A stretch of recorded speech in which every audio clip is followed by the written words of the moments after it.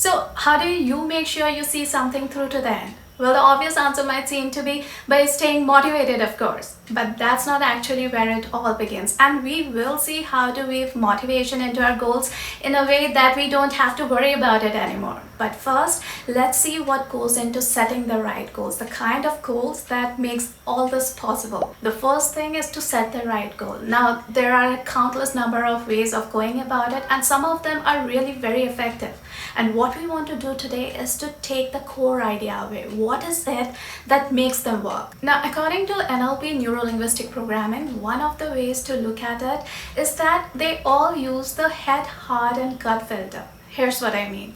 Like say we take the world famous Edward de Bono's 6 thinking hats technique. In that too, we first listen to what the head has to say, listing all the facts that we know about it, all the benefits or plus points, and also listing all the risks that could crop up along the way, listing all the pros and cons. Then we consider the heart, what possibilities can we see, or what new ideas do we have about it.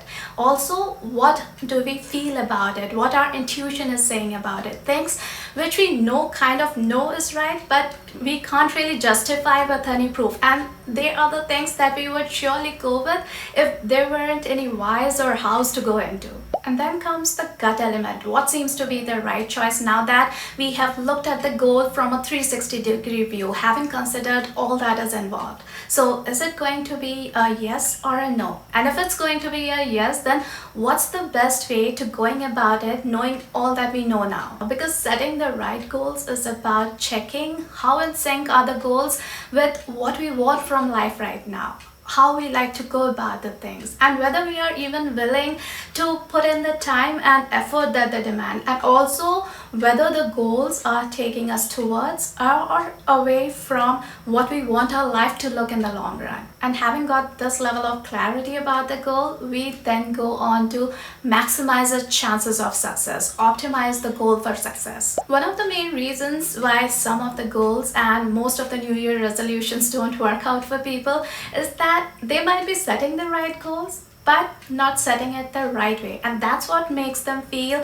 either that they don't have time, energy, resources enough after a while, or that the progress is too slow, and so they end up losing interest in it after a while. And vague goals can do more harm than good, because just like that we can lose motivation without even knowing why. Like say we set the goal of I will earn more money this year. Now, because we didn't specify how much or how, so even a short temporary bump in our earning can signal our brain that we have achieved the goal, and that easily we can lose motivation and not feel like working on it anymore. One important thing to keep in mind is to set goals that are working towards rather than working away from something.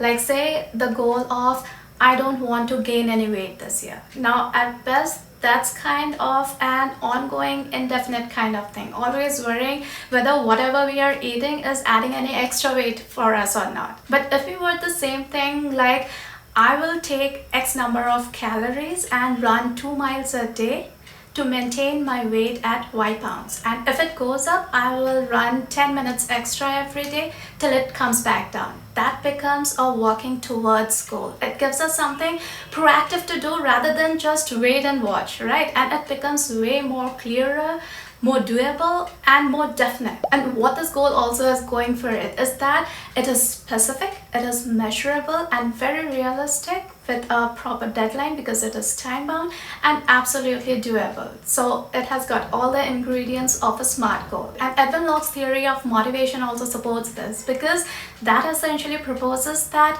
clear, simple goals that are challenging but also feel realistic and have a clear way to evaluate progress with a clear deadline. That's the kind of goal that has got all the ingredients to keep us motivated to keep showing up. But that kind of motivation is basically extrinsic, which means that it will need constant topping up.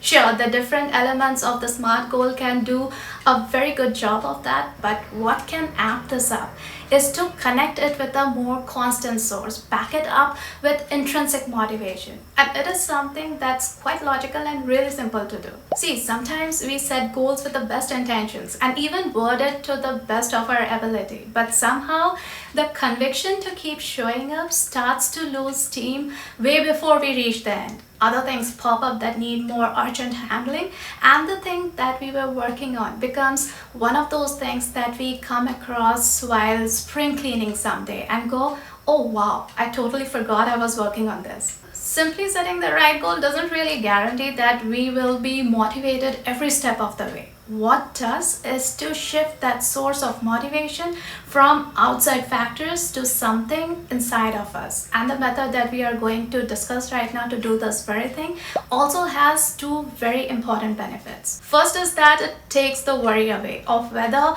we would stay excited enough, motivated enough to see the goal through to the end. And second, it shows us clearly if we would or would not regret having spent time on this goal when we look back, say 5 or 10 years from now. You know, things like when we go, why did I waste so much time on that? So to weave motivation into the goal, use chunking up. For whatever goal you have, ask why is it important for you? What is it truly going to do for you? And keep doing that till you can connect the current goal with something that you are really passionate about. Like say the goal is to earn more money this year. So why is that important for you? The answer could be because it would enable you to get that degree that you have wanted to for so long. Well, why is that important for you?